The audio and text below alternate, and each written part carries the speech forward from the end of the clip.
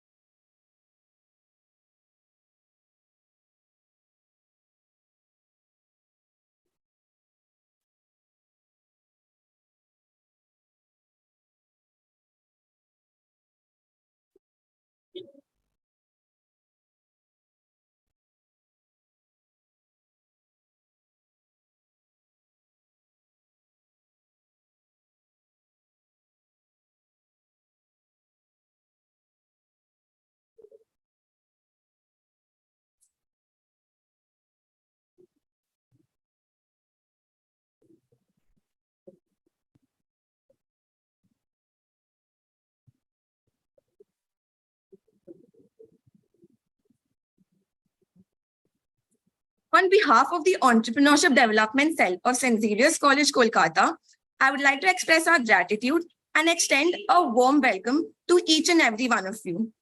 It is with the utmost privilege and honor to you, a visionary leader and an exemplary entrepreneur, Mr. Suhail Sameer, the founder of OTP Ventures, who graces us as the distinguished guest speaker for today's session. Mr. Sameer brings with him a wealth of experience, having served as the former CEO of BharatPay, CEO and founder at RPSG Group, and an associate partner at McKinsey. His adept navigation of the corporate landscape has left on an indelible mark on every endeavor he's undertaken. Sir, we're extremely thankful to you for joining us today and relay your experience, expertise, and journey to curious young minds. We're extremely thankful to you for taking time out of your busy schedule and having a session with us today. On behalf of everyone at EDC, I extend my best wishes to all the participants for an enriching learning experience during this session. Without further ado, I hand over the virtual podium to you, sir. Thank you so much, Palak. So happy to be back at Xavier's. I think last I had sort of come and spoken to on campus was way back in 2015. It's been, Calcutta is very close to me. I've lived like 6 years of my life in Calcutta.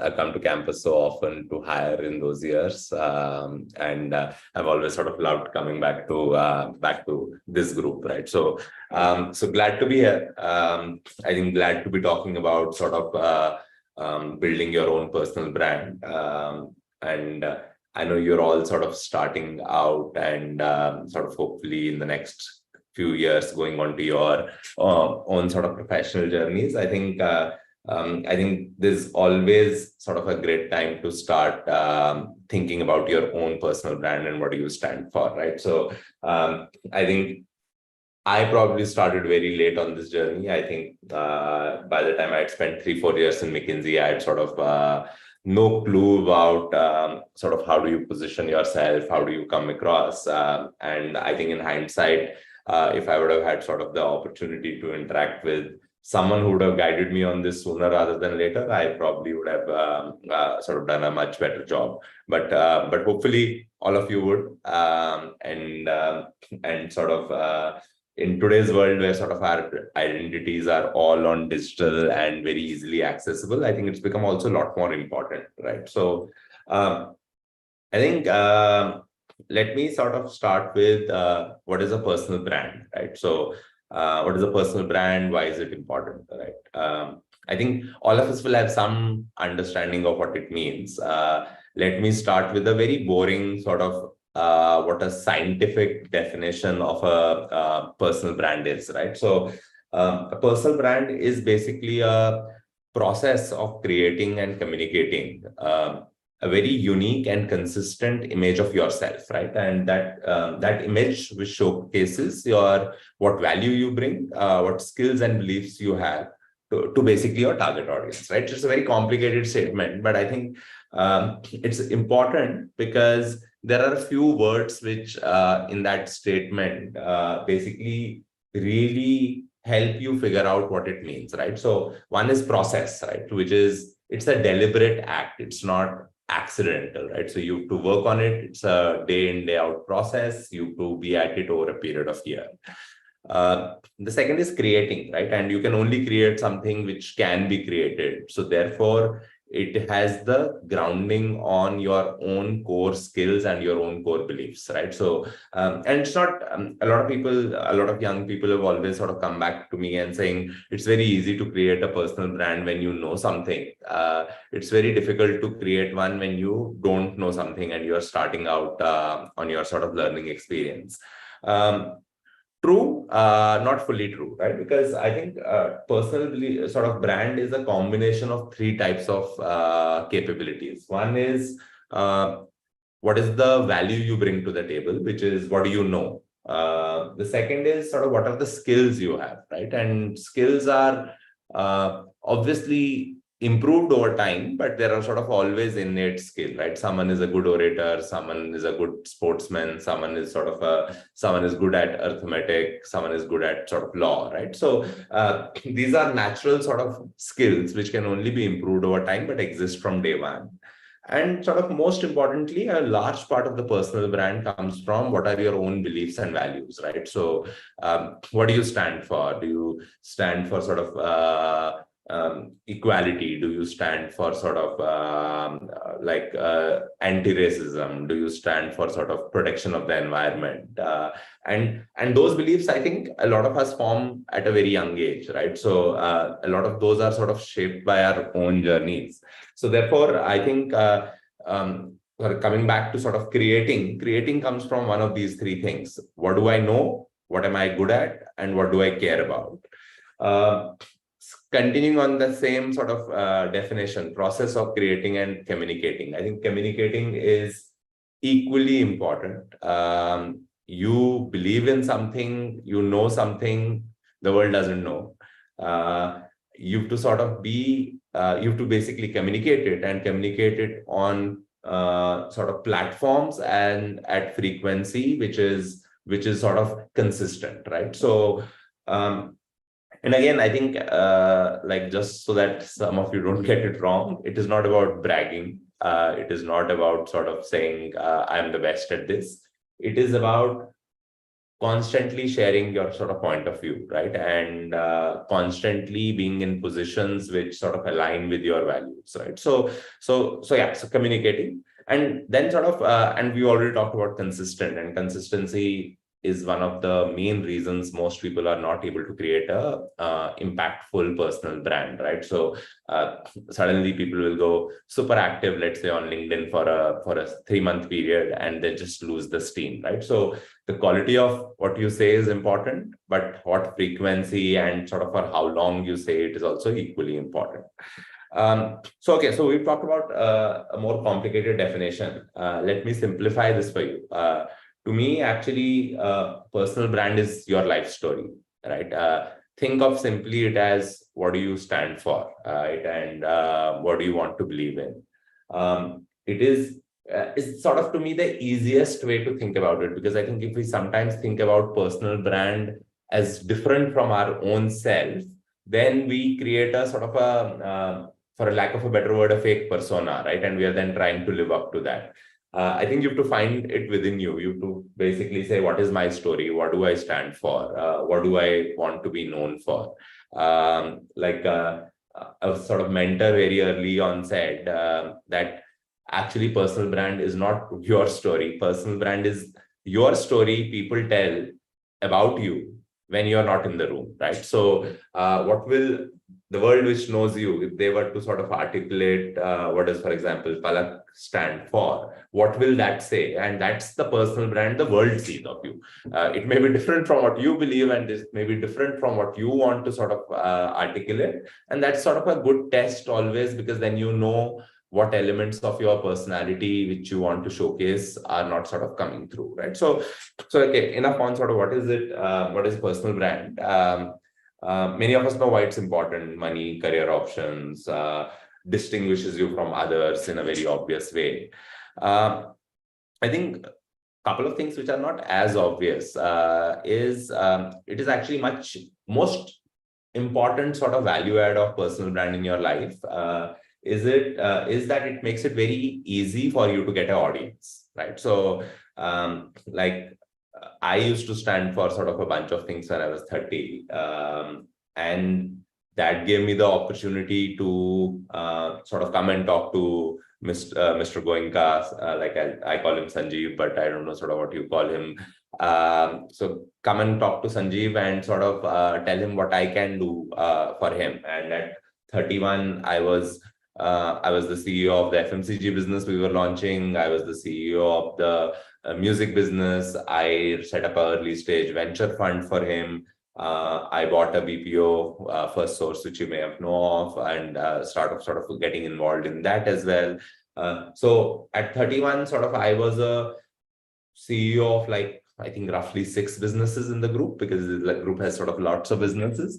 And I'm not saying I would get there if I was sort of not worth it. That's not sort of my point. But I think to be able to get that audience where someone says, yeah, this person stands for something, this person stands for something which I believe in, and therefore I would love to hear him out. And that's the opportunity you need in life, right? You don't need someone to come and do your job. You don't need sort of innate amount of luck. You need luck to get in front of sort of the right audience at the time you need, right? So I think sort of it helps you get those opportunities a lot more frequently than people who don't stand for something. And the last part of it is, which is sort of very important to me, is it helps you become a better person, better version of yourself, right? So I may sort of all my life I believe in equality. I believe in, for example, gender equality.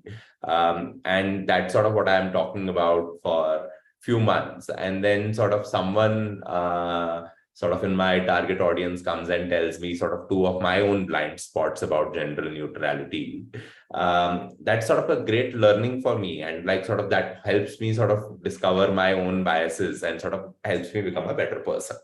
By the way, the one thing which you may or may not know, actually people follow people. You may have heard of this. People follow people, not businesses. I don't care what RP Sanjeev Goenka Group has to say, right? I care about what Sanjeev Goenka has to say. Similarly, most people wouldn't care when I used to run BharatPe on what BharatPe wants to say. What Suhail wants to say is important, right? So BharatPe makes a statement, 1 lakh people view it. I make a statement, 50 lakh people view it. And it is not because I am bigger than BharatPe. BharatPe is sort of a lot bigger than what I am. But it is because people relate to sort of people.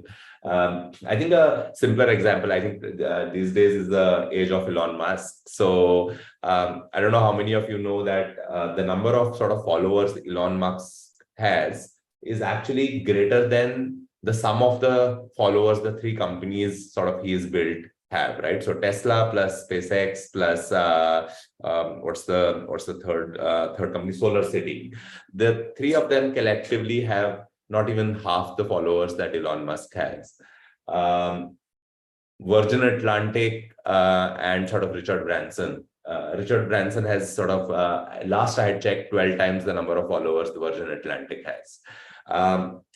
Again, not because he is bigger than Virgin Atlantic, but because people care about what Richard Branson thinks and feels on topics of relevance versus what sort of Virgin Atlantic as an entity thinks, right? So that's sort of also one more reason to sort of have a voice, because if you really care about something, your ability to influence in personal capacity will always be higher than what you think, and will always be higher than sort of the amalgamated position of a company, so as to speak, right? Because not everyone in the company will think exactly like you, right? So that's sort of why I believe it's important. I think there are 6-7 steps to build sort of your own personal brand, and I'll try and sort of give examples, because I think it's important to sort of put a real grounding of it in your presence and what you are. I think the first step, to be honest, which is very simple, is actually not simple. It's is very easily said, but very, very difficult. But it's sort of the bedrock of a personal brand, which is finding your own passion, right? So, and passion comes in 3 forms, right? What is the one which is most important to me is what do you care for, which is what are your values and beliefs. The second is sort of what do you really enjoy, which is a lot more about your hobbies and interests. And then the third is sort of what skills do you have which you can bring to the table, right? So what are your credentials? What do you know?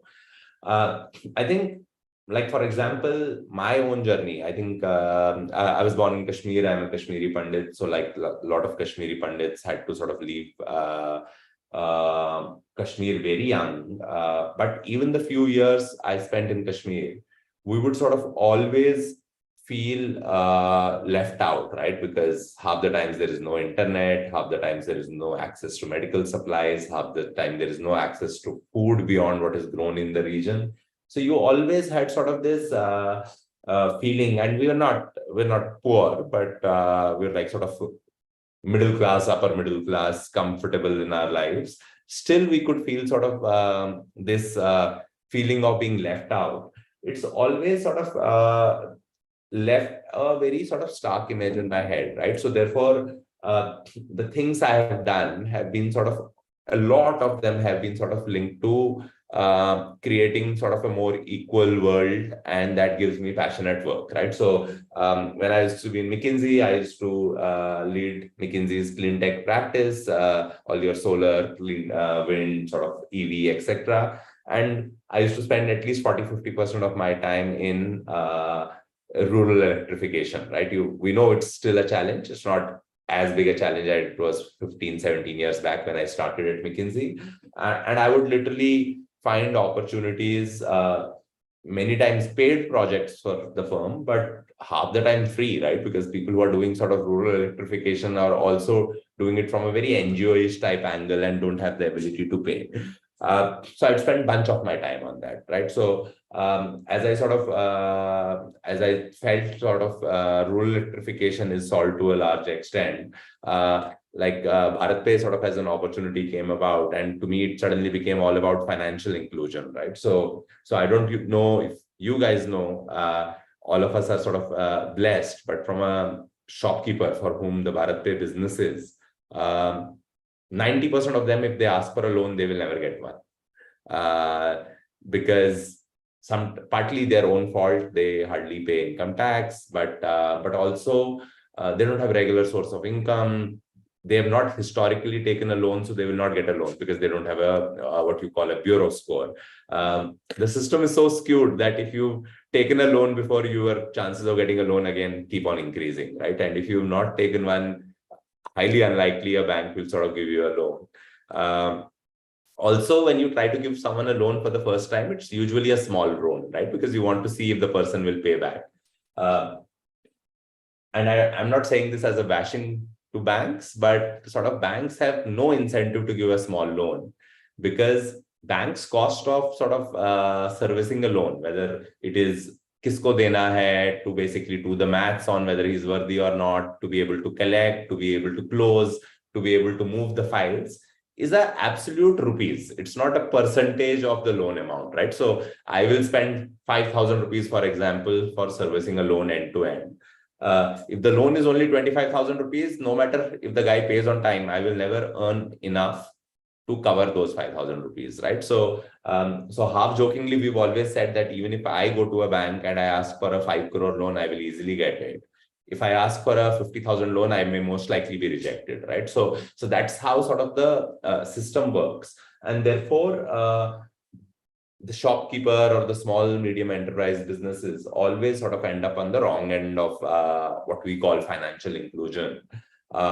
Financial inclusion is not only like everyone has a bank account, right? You can create as many Jan Dhan bank accounts and be sort of done with it. But financial inclusion is also an ability to access financial products like loans and credit cards, right? So that's sort of what I spent a lot of time building at BharatPe. And like as I sort of got deeper into the entrepreneurship journey, I sort of have inherent love for entrepreneurship and sort of founders. And at some stage, I said, I can't be building only one BharatPe. I need to hopefully help create 50 BharatPes, right? So that's sort of the journey of the OTP ventures, where sort of I am coming along with sort of two of my very, very close friends and basically saying, we've all started businesses, we've all built businesses. Can we sort of help now over the next 10 years, 100 companies getting built in India, to build meaningful businesses and be someone like, not like a conventional VC, because venture capital also helps this.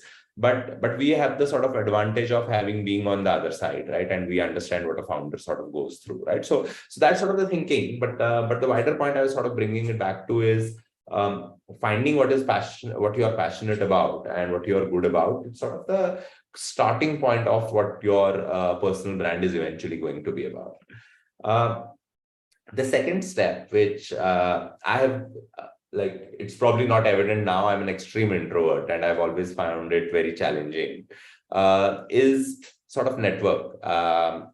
It is not, I don't want to use the terms children use when someone is sort of going up to a prof and like talking to him, but sort of there is huge value to networking. Like network without agenda, right? So not to sort of get brownie points from a professor or from someone, but sort of network to meet people, understand their point of view, learn from sort of their journeys and learn from sort of their mistakes. And sort of in the same context, I will put sort of networking and reading together, right? So I've been a very bad reader. Now I read like sort of 50, 60 books a year. But I think, and I'm not saying read heavy stuff. If you want to read fiction, right? So I think some of my most interesting learnings actually come from reading historical fiction, right? So or Greek mythology, right? So like I've done everything to do with Achilles and Troy and whatever, like from 50 different angles. And every time I sort of learn something new, right? So I think spend a lot of time on sort of networking and sort of reading if you can. I think the third thing to do, especially early on, it's relevant a lot more for you folks than probably still relevant for me, but even a lot more for you. I think you need to find people to collaborate with in your areas of passion and interest, right? Because I think as you start in your journeys, you will have lots of interests, you will have some knowledge about them, but you will not be by any stretch the go-to person for that thing today, right? So, and the only way to become sort of the go-to person over a period of time is to collaborate with people who have the same sort of thoughts and the same sort of priorities, and find opportunities. Do it formal projects, do informal projects, just sort of lend a helping hand. Like for example, like again, I'll go back to and please don't treat it as sort of like a self agenda, but I told you rural electrification, sort of clean tech was sort of close to my heart. I think 2 years into McKinsey, for the next 4 years, I would spend 25% of my time pro bono with the regulators in the power sector. And I helped sort of write the first version of the National Solar Mission and the National Wind sort of program, right? All for free. Not free effectively, because I was getting sort of incredible learning out of it, and I was sort of making incredible relationships out of it, which would help me for the rest of my McKinsey life, right? So when I started leading clean tech practice for McKinsey, I was like a project manager. No one has heard of that in the history of sort of the firm. Not because I was so good, but because I had spent so much time on it already, right? So if you're sort of passionate about something, find projects and find people who are sort of working in that area and find ways to collaborate with them. I think the fourth, and I've been sort of incredibly blessed on this, is seek a mentor very early on. Mentor doesn't need to be a coach. He doesn't have to like help, he's not your guide. He's not your gym instructor who will improve your form. He's not your evaluator either. Mentor is just someone who shows you the mirror and basically, yet after showing you the mirror, supports you unconditionally, right? So mentors, a good mentor sort of makes a ton of difference, right? I've been incredibly blessed. Like, for example, my favorite, so I've tons of mentors. I have mentors for like different things I go to, but my favorite mentor is sort of Lakshman Narasimhan, who is now the global CEO of Starbucks. He was sort of a partner at McKinsey when I joined.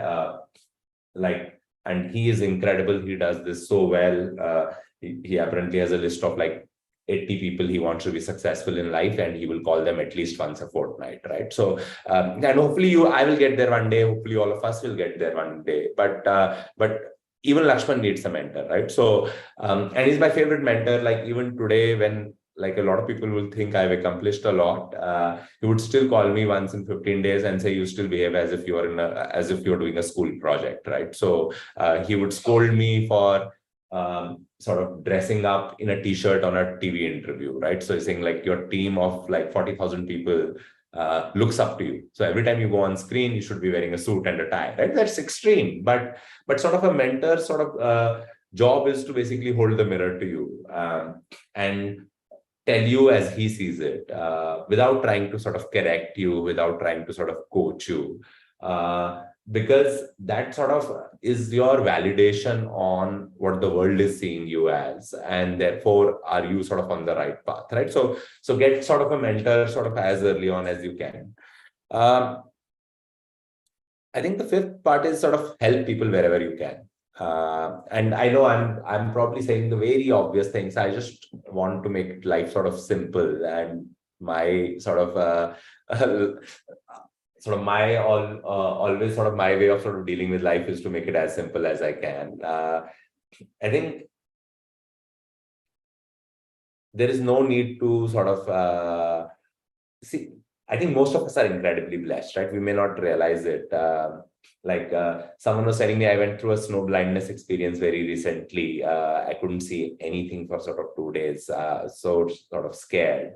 And someone told me like we are actually blessed to have our eyes and our legs working, right? And you never think about it. I've always thought about, I went to a school, like a middle class, parents sent me to a private school. I went to college. I didn't have to worry about like clothes or food. That's blessed by itself. But like having at the highest level, sort of having all your limbs working is like a blessing, like probably 10% of the world doesn't have, or 5% of the world doesn't have, right? So we are all blessed. I think we need to sort of do more, and we need to sort of help people whenever we can. We need to be sort of a lot more kinder with our time, and sort of especially on things which matter to us, right? So I think spend a lot of time. People need time, give them time, as long as sort of you believe they are sort of good individuals, right? And hear their story. I think this is sort of what it takes to create a brand. I think the last part on this I would talk about is basically sort of content and communication, right? We missed all of that. I think content actually doesn't matter. Just remain focused on 3-4 things which either you're good at or you really believe in, right? But what really matters is consistency on like, for example, if you are trying to build a personal brand on LinkedIn, I would say you need to post twice a week. Like, sorry, I'm making it very sort of, it's not as sort of black and white, but I'm trying to sort of give you a guardrail on sort of what I'm talking about. If you're sort of trying to build a brand on Twitter, you need to at least have like sort of 2 tweets a day. I hate Twitter. I just find it very irritating, but like you have to do that. I think the best form of sort of building the brand is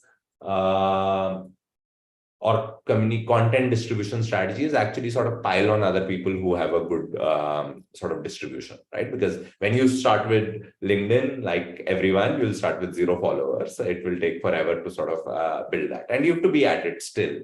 But sort of work with people, go on blogs, go on podcasts, do public speaking for the sake of public speaking, right? And public speaking doesn't come to only people like me.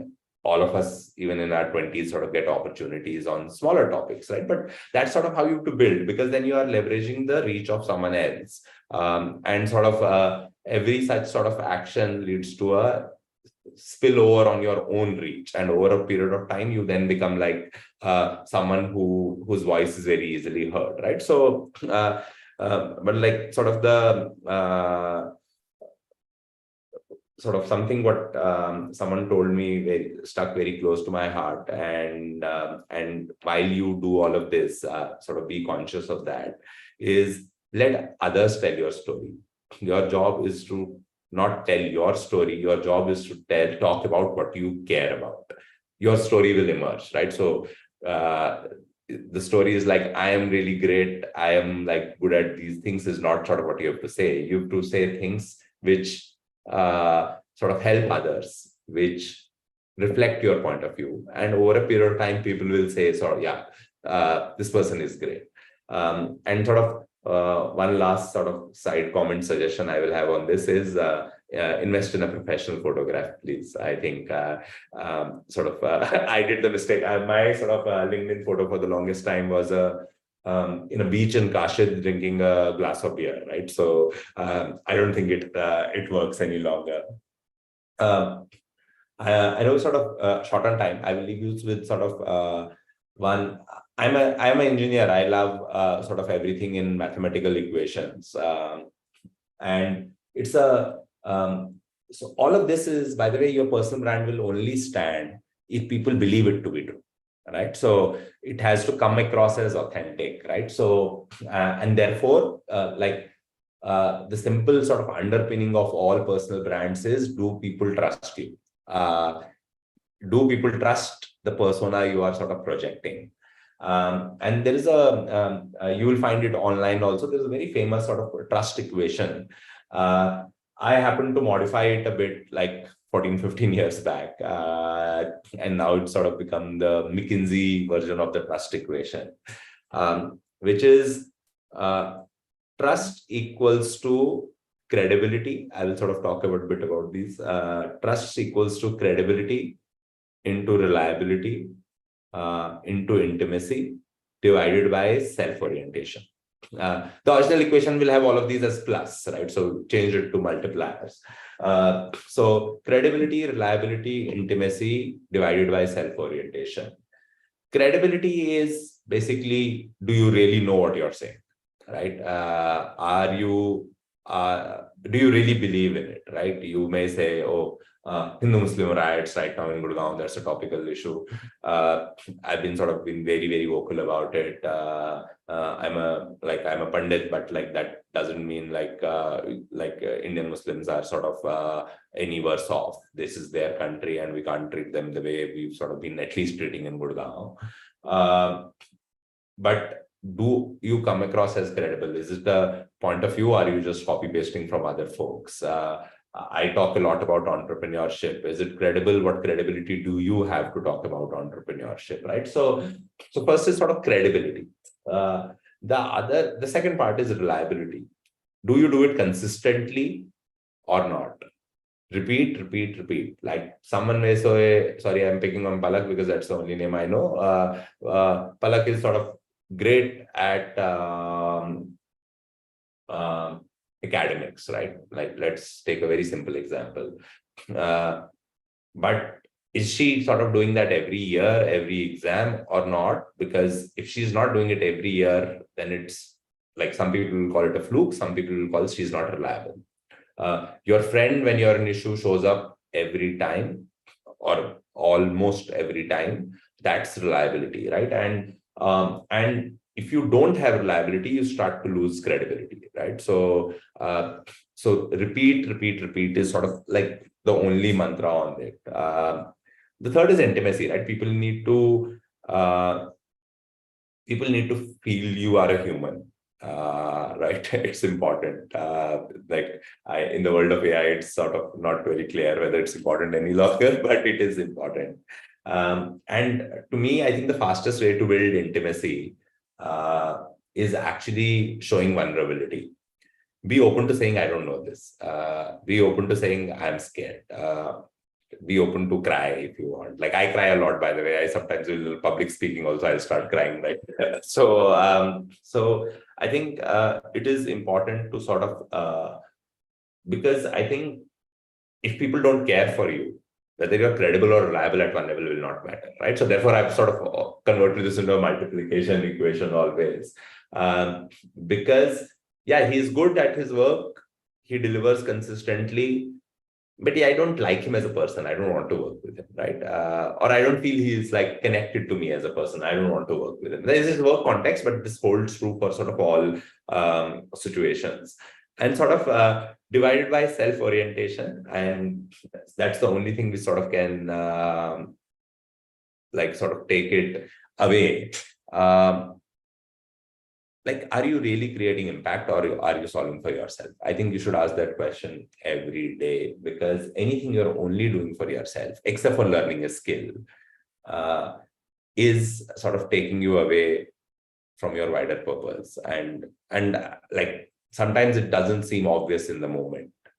You'll see it very clearly as a pattern when you reflect back on something, right? So we are sort of all in places of reasonable impact creation opportunity. Like, you would be, and it may seem, in hindsight, you'll realize it, you probably right now top 2% of India already, right? So, and if you're in that position, if you're not creating impact, then sort of you are wasting your life, right? Don't solve for self. Go beyond sort of what is expected of you. Go beyond titles when you work. Sort of give credit to others, even when it is sometimes not due, right? Like, no point sort of taking credit and glory on yourself, right?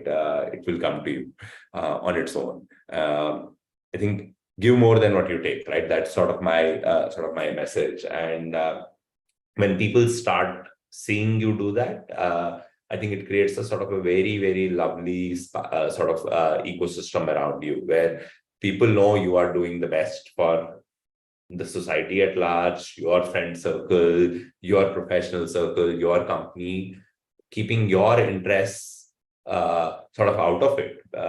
It doesn't mean you will not benefit, because many places these will be aligned, right? But sort of operate from a bit more selfless point of view, and sort of that sort of is to me, sort of, if you can solve for intimacy and lack of sort of self-orientation, like, I'm sure you will find enough things where you will be credible at, and you will love them enough to be consistent and reliable at them, right? So that's sort of like my sort of long monologue on sort of how to build a personal brand. I will just sort of shut up here. You have questions, audience has questions, more than happy to sort of take. Oh, thank you so much for your words of wisdom, sir. This was a truly insightful session and an enriching one as well. And I'm sure that our audience is grateful to you for it. Now, with your permission, I would like to move on to the questions posted by our audience. And I think I read a question somewhere that, what according to you is more important, learning the skills about how to make money or how to build your personal brand? Which one is more important according to you?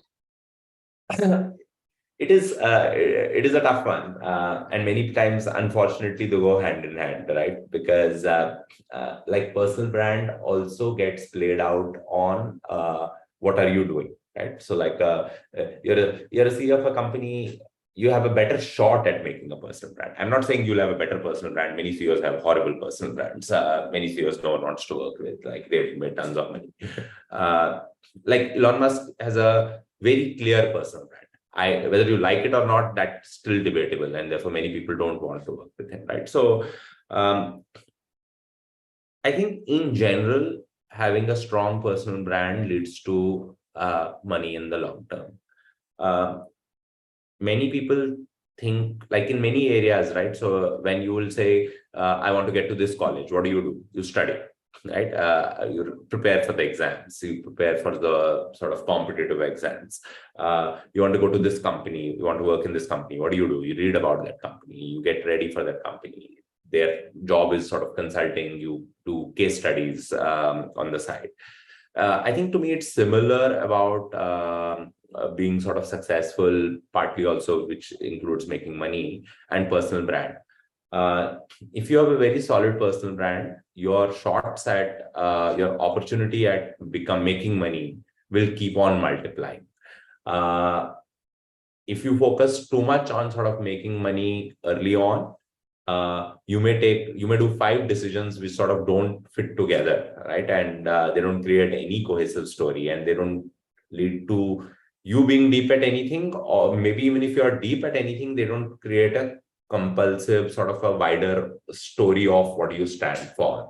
And then sort of when the real opportunities or when the real age comes to take real leadership roles, they may not sort of fall your way because you don't have a consistent sort of story to you. So I think I would sort of very early years of my life over-index learning, over-index sort of getting to know a variety of things, getting to know myself as a person and what really moves the needle for me, and invest a bit of time in sort of understanding that deeper and working on some of those areas. I used to have this statement, and in hindsight, it has proven to be true. I used to think it's just a cocky statement I sort of use as a child, that no matter how much money I make all my life, the next 2 years I can make as much, right? And that's how, by the way, professional journeys work, right? If you think about it, like even if you get a 10% increment, whatever you've saved for the 10-year period, from your starting salary, like whatever it is, if you really want to save in year 11th and 12th, you can earn more than what you've saved in 10 years. So making money beyond a point, like everyone has bills to pay, everyone has sometimes family to support. So I'm not sort of trivializing the need for that, but sort of over-indexing money to be made for the sake of money early on, sort of I would avoid. Incidentally, you make money because you are really doing what you are passionate about and there is sort of money to be made. That's a very different story.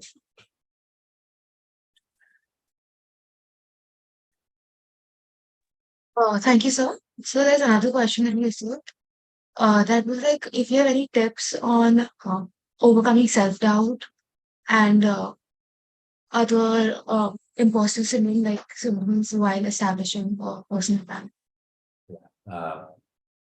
And thanks for asking that. Right? I think it's a very important question. And by the way, it is not a reflection only of the person. It is the reflection of sort of the situation, right? Like I'm generally very, very confident. Most friends of mine will define me as overconfident. I have self-doubt half the time. Like I would always sort of feel, what if this goes wrong? I've taken this big decision and I would always say it will go wrong, right? So to myself, right, I will sleep sometimes when I've taken a big decision, not sleep through the night because I can't sleep. I will have dreams of things going wrong, and it is natural. The more you do, the more self-doubt you will have. The question is sort of not, how do I not have self-doubt? The question is sort of, how do I embrace it and do what I think is right despite the self-doubt, right? So, and it's easier said than done. I think you have to disassociate yourself from the situation. You have to basically say, I am doing my best according to my best judgment. If it works out, great. If it doesn't work out, worst case is not that bad, right? So I think that's sort of one thing I have to tell myself so many times, that things go wrong, it's okay, we will correct, right? But I like not being able to do anything because I am doubting myself again and again will definitely not lead to the outcome I want, right? So me getting it wrong will also not get us there, so it's not worse, right? So I think like there is a part of it where you have to learn living with self-doubt and have doubt within, but sort of project and like once you've taken a decision, sort of commit fully to it, right? And I think that's one thing. I think the second thing I do and brings me to my earlier point, I think having sort of mentors and sort of a social network around you helps you in sort of those situations of like stress a lot better than what you can handle on your own, right? So we all like think of ourselves as really sort of superwomanish, right? So I will solve for it myself. You don't have to solve for everything yourself. It's okay to ask for help, and it's okay to sort of say it. Like just saying it, I'm feeling nervous, actually takes out half the nervousness from the situation, right? When you sort of hold it within, it's a lot tougher, right? So I think I would say start learning to sort of live with self-doubt. I don't think there is anyone who doesn't have self-doubt, and if they don't, I think they are not really pushing their own boundaries. And sort of invest in your sort of friend circle and mentor circle to be around you and sort of be with you when you have those sort of moments of heavy doubt. Thank you so much, sir. I'm sure everyone who heard the answer found it very helpful. Now, I think we have a slightly different question, which is deviating from the topic, but it has been posted a lot of times.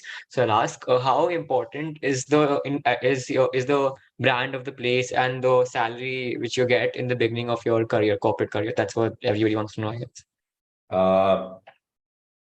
I think salary is an easier question.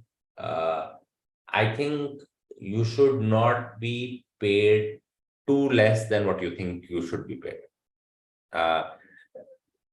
Like it's a reflection also, and I'm one who doesn't care about, like I've gone on zero compensation for the last 5 years, right? Like because I've sort of said enough equity in the business, right? So those equations you will come to at a later stage in your life, maybe even early in your life if you have the social backing already, right? Of a family backing already. But the thing about compensation is, especially when you're starting out on work, it also tells you what the company thinks of the role and the worth of the role, right? And worth of you as sort of a professional. So being paid too less, I would not take it no matter what people say, unless it is exactly what I want to do all my, like in my biggest passion project, even if I have to do it half the comp of something else, I will do it.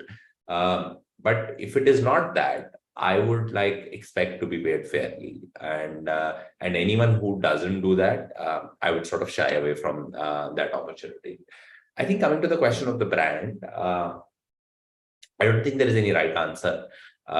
My answer to a lot of people is go work in a nice brand for a couple of years. Then do a hustle, go join a startup, which is sort of a early stage startup, not a late stage startup, because late stage startup teaches you all the chaos, but gives you no benefit of early stage where you get to do a lot, gives you no benefit of a brand where you understand how a large company works. Mid stage startups are like the least value adding places to work in your career, like early on, right? So over a period of time, you can sort of take really meaningful senior leadership roles in those companies and they will become relevant. But I would always like to start in an established setup so that I have the grounding on how a eventual large company works and then go sort of based on my risk appetite, sort of very early stage or mid stage, not sort of late stage startup. or go down the path of sort of entrepreneurship, right? So I think it's helpful to have sort of one credible company exposure, a company you admire, a company you think works well, because it also tells you that if one day you want to become an entrepreneur, what type of company should it be, right?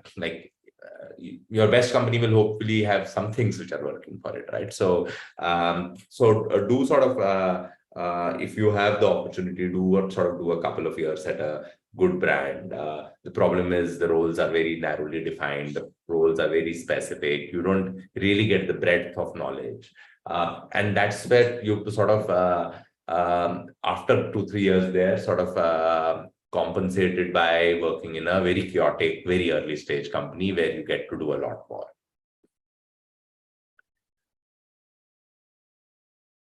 Thank you so much for your answers. I'm sure everyone will really learned a lot from it. Now I'd like to give the mic to my associate Ashwin for the closing speech.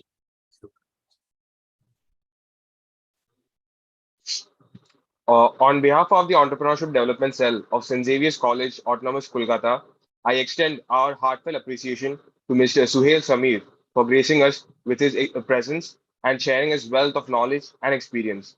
Mr. Samir's willingness to take time out of his busy schedule to engage with our bright minds and furnish them with practical and broadening inputs is a testament to the commitment to nurturing the entrepreneurial spirit in the next generation. It is an absolute honor and privilege to have had the opportunity to host such an esteemed personality. We firmly believe that the learnings from this session will act as a guiding light, illuminating the way forward for all our attendees. A special mention to our respected principal, Reverend Dr. Dominic Savio, SJ, and Vice Principals, Reverend Dr. Joseph Kulendai, SJ, Reverend Dr. Peter Arakim, SJ, and Professor Bertram De Silva for encouraging us to pursue greatness and live up to the great Xaverian reputation. I would further like to thank our faculty advisor, Dr. Arup Kumar Mitra, for his leading supervision and inspiration at every juncture. We sincerely acknowledge our attendees for being patient and interactive and putting forth such compelling questions. Last but not the least, I would extend a deep sense of appreciation for all the support, timely implementation, and guidance provided by the members of the Entrepreneurship Development Cell. We owe the success of the session to you. Once again, thank you all for tuning in with ADC. Have a pleasant day.